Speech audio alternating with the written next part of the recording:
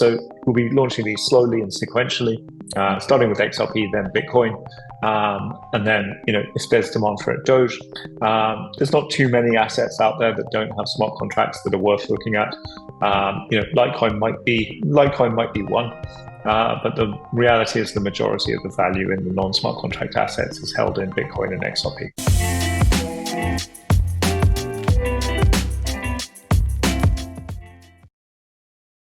This content is brought to you by BitGo, which is one of the top crypto custodians in the crypto industry. BitGo works with many big companies and brands, such as Pantera Capital, Bitstamp, and Bitcoin IRA. Nike also selected BitGo to power its wallets for its NFTs.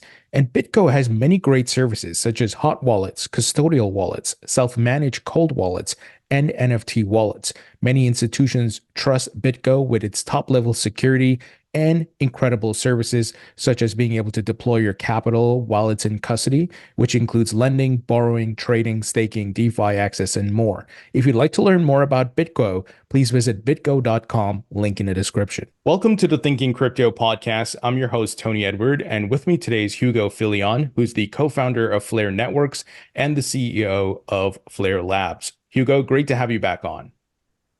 Hey, great to be here, Tony. Thank you very much. Hugo, I'm a big fan of Flare. I'm a Flare token holder. I'm delegating, I'm participating, and there's been a plethora of updates, great updates. And I got a lot of questions from the community. I have questions for myself. Maybe we can start with the launch of the open beta for FAssets. Tell us about that. Cool. So for any new listeners, let's define what FAssets are. Sure. So we're working on things called XRP, FBTC, and to name a few. There are obviously other potential FAssets, but we're focusing on XRP and FBTC. So what is that? Really, FAssets is a bridge. It's a bridge to be able to use your token from those networks which do not have smart contracts on Flare with smart contracts, and therefore with dApps like DeFi. And also for payments, you could do payments, for instance, perhaps less applicable to XRP, but certainly applicable to Bitcoin. Very cheap, very fast payments as well. But being able to use your XRP or your Bitcoin in DeFi, is a valuable reason. But really, there are other bridges for these kind of things. Why FAssets? Well, FAssets is the only bridge that has been built with verifiable economic security. Everything else is sort of relies on a form of trust, or you can't really at any time fully understand the economic security. So that's FAssets. So the open beta is the launch of a test of a public test of FAssets on our test network, Costum, which is the test network for Songbird. Costum 2 is the test network for Flare. So the progress of FAssets would likely be, Costum onto Songbird, from Songbird onto Flare. So the open beta is essentially a trial system where we use test XRP and test stablecoin, so no value. Just get people familiar with the process of minting, the process of redemption, get the initial set of agents familiar with tying up capital, the volatility around that capital, basically doing all their activities. And to get people minting, test FXRP, or what I think we call it F-test XRP, and using that in dApps and competing with each other to see, what the best use cases are, and how much, how much yield potentially they can make. So there'll be a retroactive airdrop for minters, people that use the system. We'll be defining we'll be sending out the categories for what that retroactive airdrop will be looking at, and then we'll be doing some judgments as to who were the best users in those categories. Did they perform well? That kind of thing. So a little bit of a game to play around, helping us test that system on Costum. Now, just for the folks who are new to Flare and maybe now discovering, so let's say they are just Bitcoin and XRP holders, they have not heard about Flare before. what would be their next steps to participate, and at least in the beta, and then eventually into full production, to start, allocating their, let's say, XRP onto the Flare network? How do they go about doing that?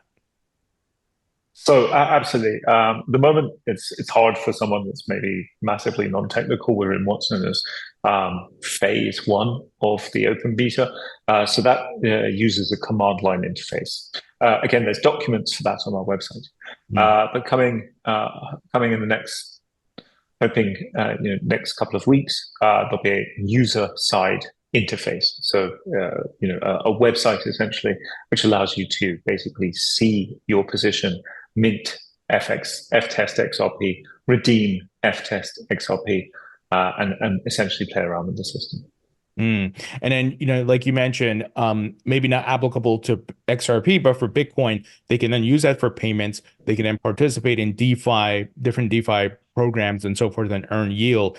Are there other potential use cases that may be down the line that these FAssets can be used for? Oh, absolutely. I mean, obviously, and certainly applicable for XRP is the use case of DeFi. It's just that perhaps for payments, not applicable to XRP, as payments are already very cheap on the XRP ledger. But for Bitcoin, payments, of course, are incredibly expensive, so they can't really be used very easily for payments. So that's one use case where it stands out, particularly for Bitcoin as well as DeFi. So I think like DeFi is fundamentally what exists in the space at the moment. DeFi, real world assets, that's what people are using it for. If we saw, for instance, people start to do meaningful gaming applications on Flare, then obviously you could start using things like Bitcoin or XRP in gaming applications. And obviously NFTs, but I think those kind of things are less valuable than DeFi currently. May well evolve. And then I know we're still in beta, and then eventually we're going to move to the Independence Day launch, where it goes into full production. You're supporting Bitcoin, Doge, and XRP. There was questions from the community. Could you give us any hints as to what the next set of assets may be, or which ones you're looking into?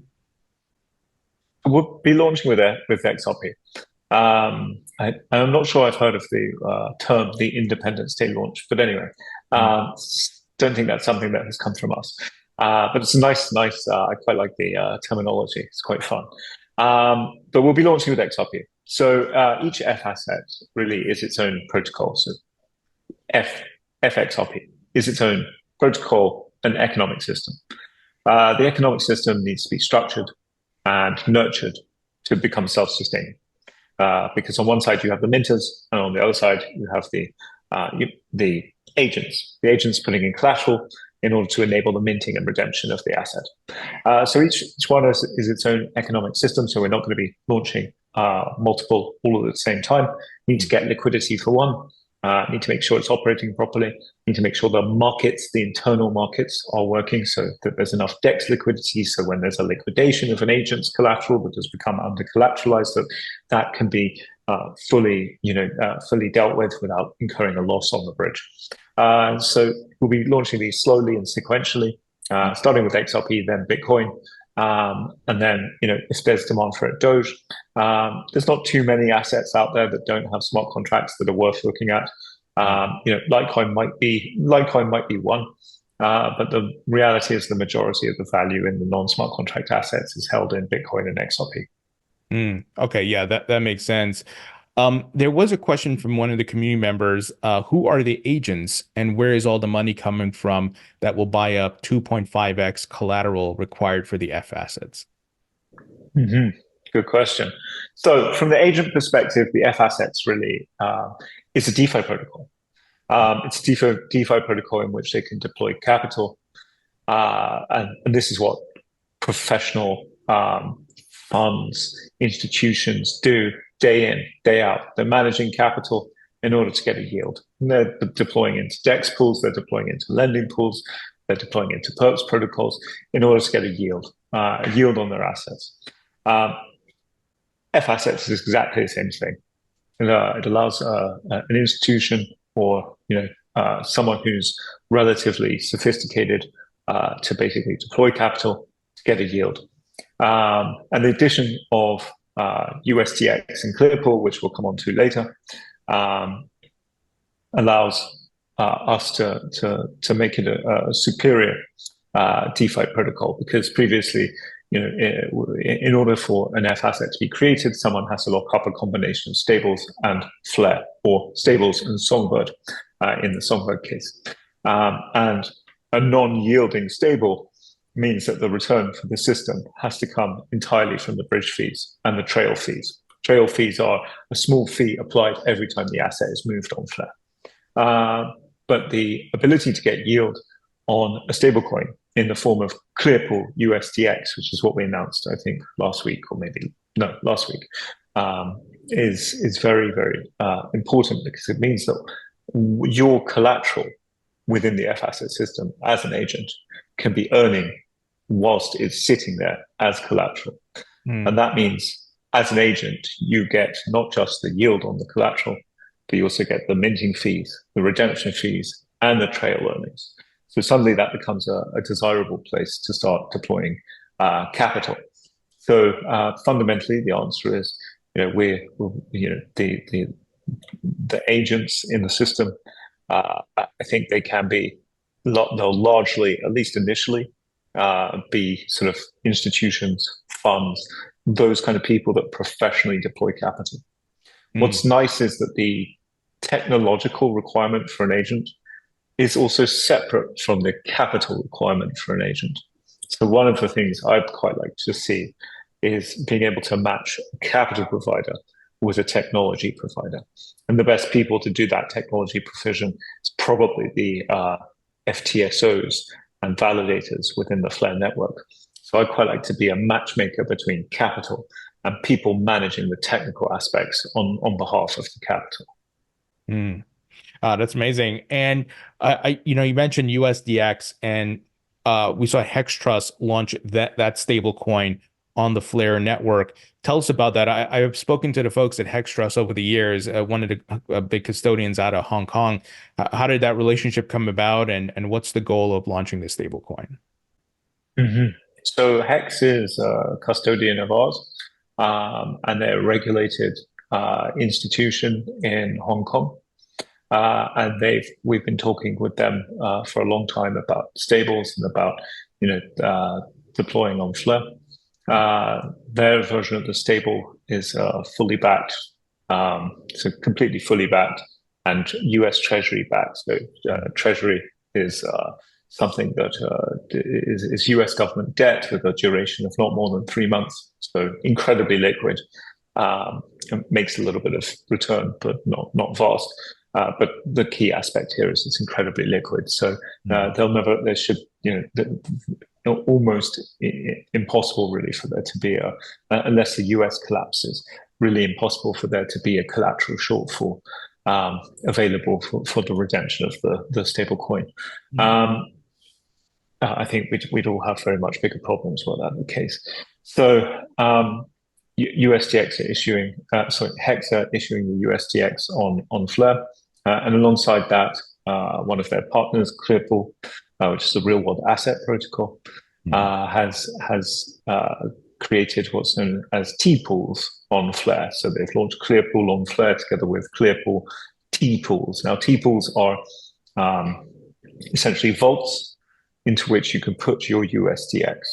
And that allows, they then essentially go off and they take that USDX and they buy treasury bills with it. Again, these very, very short duration US treasuries, so 3 months, most liquid market. Basically what we call in finance the risk-free rate. And they then pass over that yield from those treasury bills back to you. Obviously, they take a very small fee, but not large. And that really allows you to deploy your stable into the Clearpool vault and get a yield on it.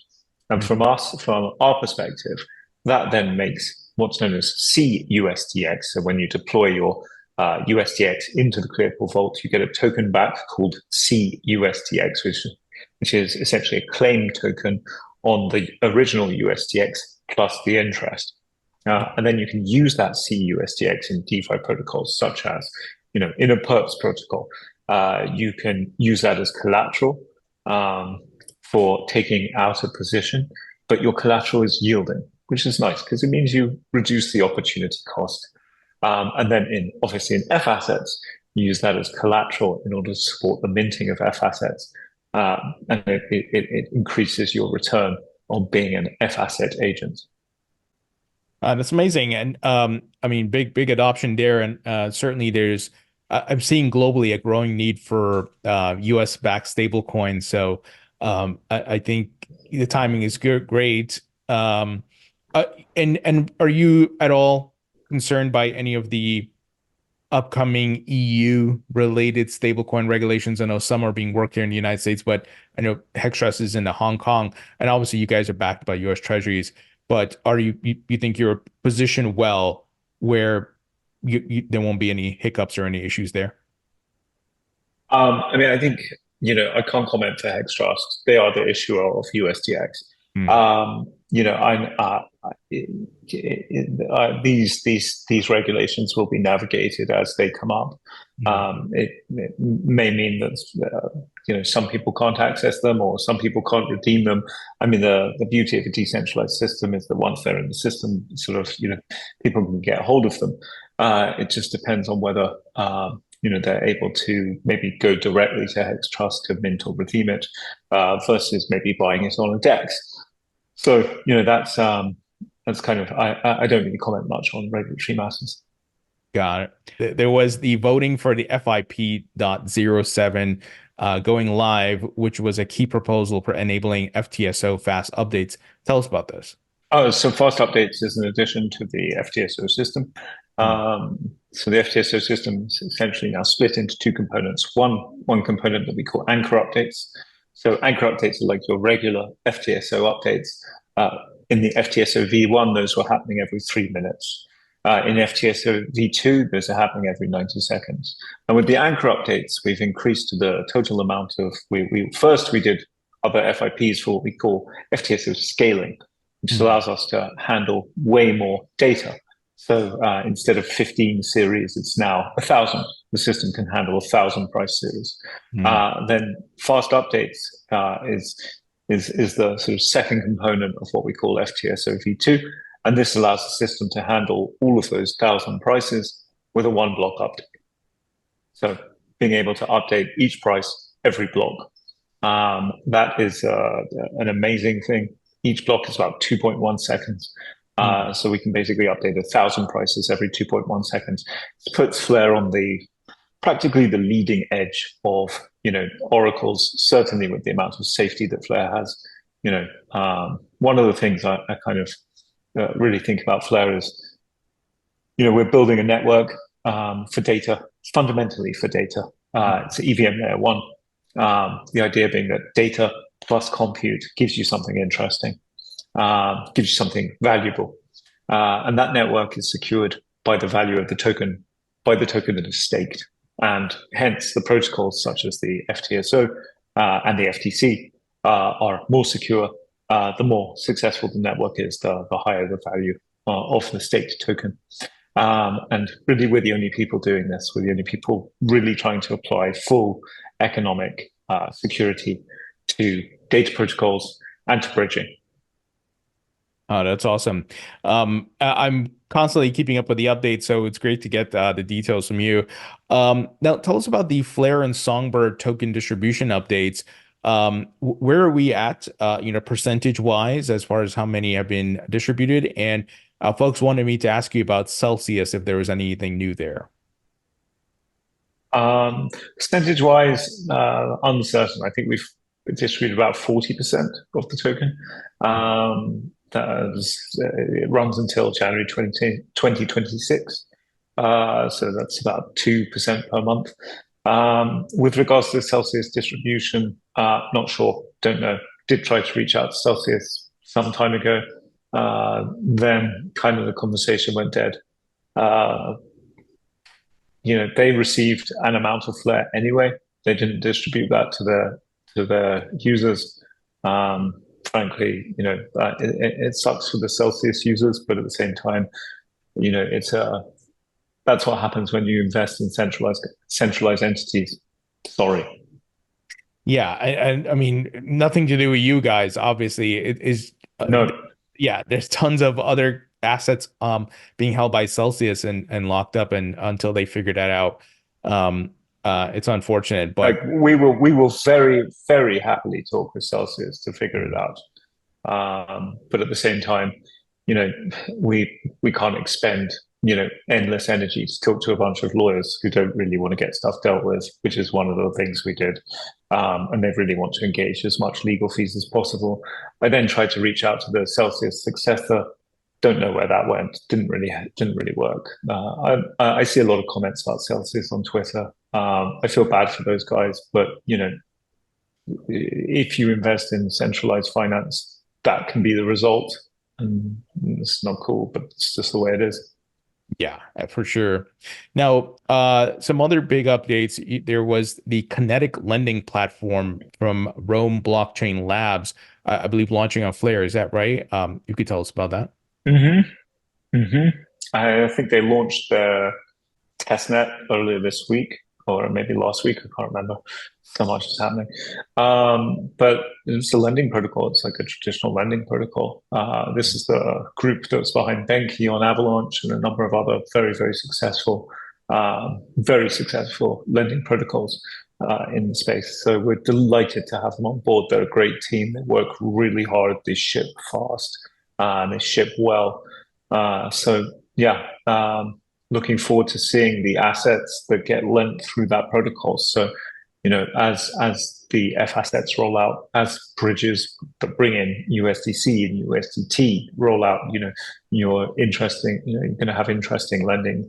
So you're going to be able to lend USDT for USDC or USDT for USDX or, FXRP or FBitcoin for dollars, and allows you to do that circular, essentially the compounded, lending that is very popular. This is the value of having composability, so other people can come and build applications on top of Kentic, and then allow you to do more things. And that's what I think is very exciting, and that's kind of what we're bringing to XRP and Bitcoin. And then there was also Rainlang. Is that a decentralized exchange? If I apologize if I have It's a different form. Yeah. So it's a different form of decentralized exchange. So decentralized exchanges generally can be thought of broadly as AMMs, is like the most well-known form of decentralized exchange. Rainlang is not an AMM. What it is a language that allows you to basically set buy and sell triggers. So it forms essentially an order book from the universe of buy and sell triggers, and that it's immensely efficient relative to doing it in pure EVM. I really like their model. I think there's a fantastic ability there. It's to create something that is perhaps in some ways more efficient than an AMM. And then there was also the launch of the first liquid staking protocol, Sceptre, if I'm saying that right. Absolutely. Yeah. So that is, as it says on the box, that is, you can put your wrapped Flare or your Flare in there, and they will stake it for you. You will get from that will be emitted a token, S-Flare, Sceptre Flare, which is essentially staked Flare. And again, you can go and lend that in a protocol, or use it as collateral in a perps DEX, or trade it on a DEX. And when you bring that S-Flare back to Sceptre, you get the yield that has been accrued on your behalf. Wow. Lots of great stuff, Hugo. A lot of things happening. And if I remember correctly, Flare Networks or FlareLabs raised a funding round, right? Was it a couple months ago? I think that was somewhat misconstrued. It wasn't really a funding round. It was more like a renegotiation of an existing funding round, which did a couple of things. One, it pushed the liquidity back put limits on the liquidity, so it meant that investors, they can't dump into the market. They have to be very restrained as to how they, if they exit their flare, they would have to be very restrained about how they do so. That's a good thing for the network in general. But most importantly, it stipulated that 50% of any exited flare, so any sales of flare by the investors, have to be reinvested back into the ecosystem. Now, there was talks of AI. People wanted me to ask you about AI integration into the Flare system. How does this affect FTSO function and much more? Okay. So I think there's a couple of areas of AI that we're interested in. Basically, two. There's a huge AI crypto landscape out there. A lot of it's a lot like a lot of other things in crypto. But I think I'm broadly interested in two things. One is what we call consensus learning. That's a particular flavor of AI. It's kind of like a new form of it's a new way of doing artificial intelligence. But fundamentally, like probably further off than the other area, which I think is very interesting, is can you integrate an AI model into a dApp? So if I integrate an AI model, if I want to run transactions on a chain from an AI model, I don't really need to do much to do that. I just run my AI model, give the AI model my private key, and can assign transactions when it decides that there's a trigger. But now let's say I want to build a dApp that relies in some way on an AI model. The dApp itself relies on an AI model. So all the users of the dApp are subjected to essentially the data from that AI model. And what that really means is, if you think about it in this way, what you're actually doing is you're just bringing in a new type of data. It just happens to be data from an AI model. It's a different type of signal, but it's still a signal. It's a signal like the FTSO, which may trigger something in a collateral protocol. It's a signal like the Flare data connector, which may trigger something in another dApp. Same deal.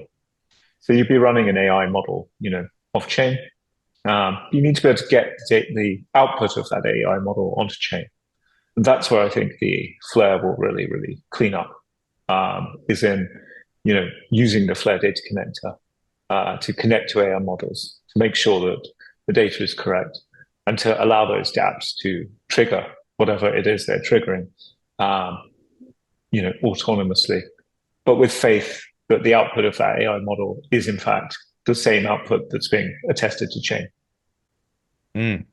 I wanted to ask you in general, as we see AI and blockchain are kind of running in parallel, they kind of have a symbiotic relationship where blockchain is now being used to police AI, as it relates to deep fakes and fake content and so forth. And then kind of what, you were talking about where AI can be used to enhance blockchain attributes and doing different functionalities on blockchain. Do you see this symbiotic relationship growing, that they're going to need each other essentially? I think there are areas where that is true. I think there's far too much hype in the space. But I do think there are areas where that is true. I think maybe the attestation of photos and deepfakes and all that kind of stuff is interesting. Probably not financially valuable, but maybe socially valuable. I'm definitely bullish on the application of blockchain, maybe not necessarily crypto, to AI. And I'm definitely interested in the application of AI to crypto. Let's see. I think like a lot of things in crypto, they get overhyped too quickly because they're very easy to spin a narrative. But I haven't seen a lot of evidence of like things that I think would be fundamentally used broadly by the entire world. And I've had a number of conversations with VCs about this. They tend to put out a lot of like rhetoric on Twitter, and it makes me sad sometimes what they say. Wanted to ask about your outlook and your vision. Has anything changed for Flare and Songbird? Like, what are you looking at 5 years from now and even beyond that? I think as the project, the team, the execution of Flare has matured, it's become very apparent that, and as the space is maturing, I think I'm fundamentally more and more and more convinced in Flare's mission to adequately bring data into the blockchain ecosystem. I think the more we look at it, the more I think about it, the more I have analysts go away and really, really, really dig into every protocol out there. There's just nothing else that is being built with a fundamental focus on economic security.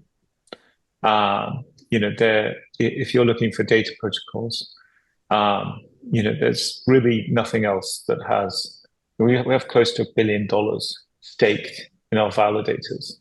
No one else comes close in terms of the amount of value that is essentially at risk if the data protocol goes wrong. And that's what you want. You want the highest level of economic security for data, for being able to get attestations from other blockchains, for being able to get attestations from Web 2. So fundamentally, nothing's changed. And perhaps, now even more certain that we're on the right path rather than, I was maybe 2 years ago even. Fundamentally, I look at the technology that people are building and everything they build that is fancy and exciting and, it gets a lot of hype. Ultimately, it all comes back down to economic security. And I think Flare can play very, very nicely with a lot of other blockchains in terms of providing data. I think Flare can play very, very nicely with bridging services in terms of providing proofs of attestations from other blockchains to help other bridges secure themselves better. And I think fundamentally, one of the questions I've always been asked is, okay, well, why aren't you just focusing on data? Well, because if you're just focusing on data and the fundamental thing you need is economic security, then you have to have a usable layer one as well, because otherwise your economic security becomes wrapped up with your only use case, which is data. Flare's only use case is not data. Flare's primary use case is data. But Flare is also a layer one, which will have an ecosystem. That ecosystem adds value to Flare. That value in turn secures the data protocols, and the data protocols make Flare more useful. There's somewhat of a virtuous circle there. Whereas were we to only focus on data and not focus on building a layer one ecosystem, you have a horrible circularity, which is your economic security is X. If your economic security falls, your ability to attest data accurately, safely falls, and you get this sort of lunar-like cycle. There's the opposite. It's both a data protocol and a layer one protocol. So it has this perhaps more virtuous circle. Yeah, that absolutely makes sense. There's a question I forgot to ask you earlier about FAssets and around Bitcoin, because I did notice some OG Bitcoiners and maybe pseudo Bitcoin maxis were pretty excited about Bitcoin going onto the Flare protocol, and becoming a part of an FAsset and opening up new opportunities for Bitcoin. Have you noticed that trend? Like some Bitcoiners are like, oh, this actually helps Bitcoin, maybe. Absolutely. So I think Bitcoin's having a bit of a moment with the idea that it's going to have DeFi. And, one of the hottest areas in development at the moment is like Bitcoin L2s, or what they often call L2s. but perhaps are not formally L2s in the way that L2s are L2s in the Ethereum ecosystem. And then there's other things like Bitcoin staking protocols. And I think, I'm very interested in talking to Bitcoin maxis and have been speaking to a few about, what is it we are offering? Well, we're offering fundamentally a verifiably economic secure bridging service so that you can use your Bitcoin on another blockchain. It's about the best you're going to get in the space in terms of economic security. And that's kind of the key principle, which is, if you want to use your asset in a way that it's not designed for, then you probably want to do it. But you want to keep, you want relative safety over that asset. You want to do it on the most economically secure layer for that. And Flare is the only protocol that is really using collateral for bridging. Yeah, for sure. And I think that really helps Bitcoin because, it's limited, with high fees and slow transactions and so forth. And look, I get the digital gold use case, but there's not much else, right, beyond that. And if people are holding it, they might as well be able to participate in different types of DeFi protocols and so forth and earn off of it. So that would be really great. Well, any source of value gets financialized in some way. Sure.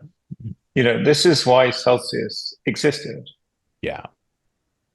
It's just that the detriment was that you couldn't do that in a decentralized way at that time.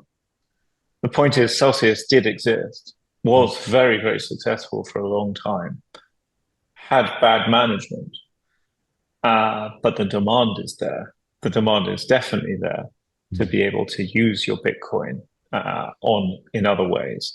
I think this is why the hottest area of investment in the space at the moment, with the exception of artificial intelligence, is probably Bitcoin L2s.